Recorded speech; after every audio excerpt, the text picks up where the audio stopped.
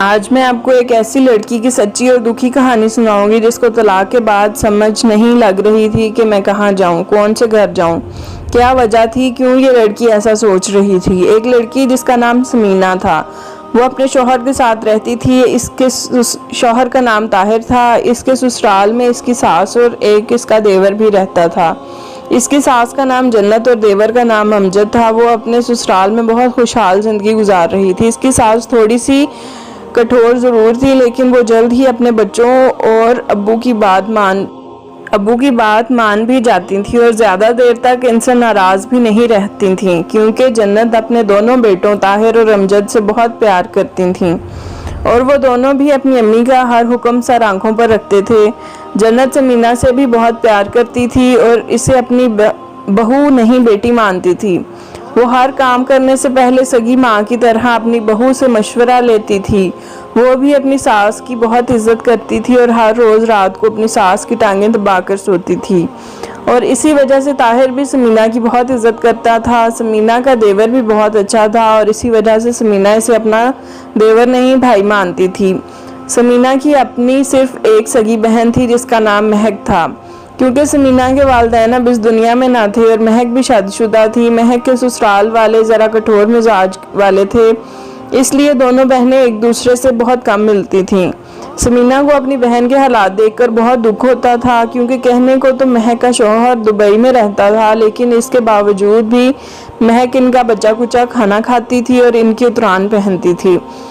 शायद इसी वजह से महक अपनी बहन के घर ना जाती थी। एक दिन समीना घर के कामों में मसरूफ़ थी कि इसकी सास बाहर से सब्जी लेकर आईं और बोली, बेटा मुझे ठंडा पानी पिला दो, बाहर बहुत गर्मी है, धूप में तो ऐसे जैसे मेरा जिस्म ही झुलस गया हो। तो समीना ने फ़ौरन अपनी सास को ठंडे पानी का गिलास ला कर दिया और बोली, अम्मी आप आराम कर लें, मैं सब्ज़ी खुद बना लूँगी। तो इतने में समीना का मोबाइल की घंटी बजी। समीना ने देखा तो कोई रॉन्ग नंबर था। समीना ने मोबाइल रख दिया और फिर थोड़ी देर बाद इसी नंबर से दोबारा फ़ोन आया। तो समीना ने फिर से फ़ोन पर नंबर देखकर रख दिया। जब तीसरी मर्तबा फ़ोन आया तो इसकी सास बोली, बेटी फ़ोन क्यों नहीं उठा रही?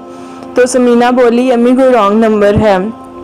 तो इसकी सास बोली, बेटा मुझे तो कोई अपना ही लग रहा है, वरना यूँ कौन बार बार फ़ोन करता है।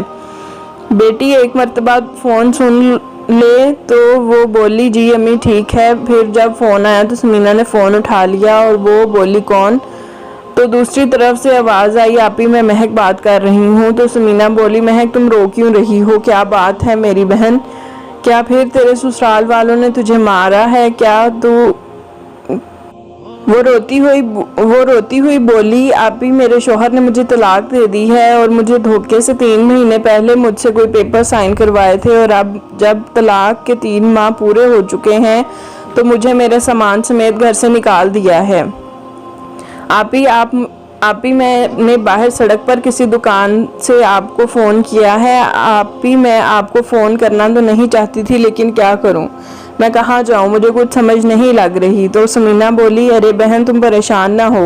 इतने में समीना का शौहर ताहिर आ गया और बोला, समीना किसका फ़ोन है? तो इसने ताहिर को महक के बारे में सब कुछ बता दिया था।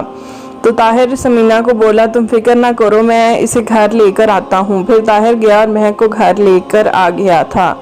महक अपनी बहन के गले लगकर बहुत रोई और कहने लगी, आपी मेरी ज़िंदगी बर्बाद हो गई है। तो समीना बोली, अरे पगली क्यों ऐसे बोल रही हो, अभी तो तेरे लिए सारी ज़िंदगी पड़ी है और ऐसे रो मत, और जो हुआ है इसे बड़ा बुरा ख्वाब समझकर भूल जाओ। ताहिर ने अभी महक को एक बहन की तरह दिलासा दिया और इससे कहा था कि तुम इस घर को अपना ही घर समझो। अब महक समीना के ही घर में रहने लगी थी।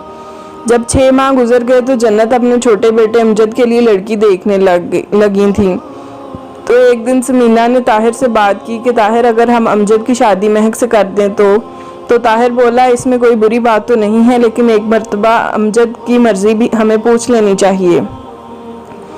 फिर समीना और ताहिर ने अमजद से पूछा कि अगर हम तुम्हारी शादी इससे कर दें तो तुम्हें कोई एतराज़ तो नहीं होगा? तो वो बोला, नहीं, लेकिन आप महक से एक मर्तबा पूछ लें। तो समीना बोली, तुम इसकी फ़िक्र ना करो। फिर समीना और ताहिर ने जब ये बात जन्नत से की तो जन्नत बोली, नहीं, मैं महक से अपने बेटे की शादी नहीं करूँगी। अल्लाह जाने इसने अपने ससुराल में क्या कारनामा सर अंजाम दिया था जो इसके ससुराल वालों ने इसे घर से निकाल दिया है। अरे जिस लड़की को 6 माह बाद ही तलाक हो जाए, लोग तो इसके बारे में गलत राय तो रखेंगे ही ना। और वैसे भी अमजद इससे शादी के लिए राज़ी नहीं होगा। तो ताहिर बोला, लेकिन अम्मी वो तो राज़ी है। तो जन्नत बोली, क्या तुमने अमजद से पूछा है? तो वो बोला अम्मी आपने इसका कहीं ना कहीं तो करना है। वैसे भी इतने दिनों से वो हमारे घर में रह रही है, आपने कुछ गलत देखा है इसमें? और एक सास अपनी बहू में और क्या तलाश करती है? तो समीना बोली, अम्मी मेरी बहन पहले ही बहुत डर चुकी है, अगर आपकी रजामंदी हो जाए तो मैं आपकी एहसानमंद रहूँगी। ये सब बातें महक सुन रही थी। महक अपनी बहन की सास के पास गई और कहने लगी, आंटी आप मेरी वजह से घर में लड़ाई ना डालें, और मेरी बहन का इसमें कोई कसूर नहीं है, वो बस मेरे भले के लिए आपसे बात कर रही थी। अगर मैं आपको पसंद नहीं हूँ तो कोई बात नहीं, जो लड़की आपको पसंद है आप उससे अपने बेटे की शादी कर दें। जन्नत ने सोचा, मैं तो सोच रही थी कि महक ने मेरे बेटे को बहलाया होगा, लेकिन यहाँ तो मामला ही उल्ट है। और वो सोचने लगी, इसका मतलब है महक की रजामंदी इसमें शामिल नहीं है, और वैसे भी ये इतने दिनों से हमारे घर में तो रह रही है ना, अगर ऐसा कोई मसला होता तो पता लग ही जाना था। फिर इसने अमजद की शादी महक से करने का फैसला कर लिया और चंद दिनों में ही अमजद की शादी महक से हो गई।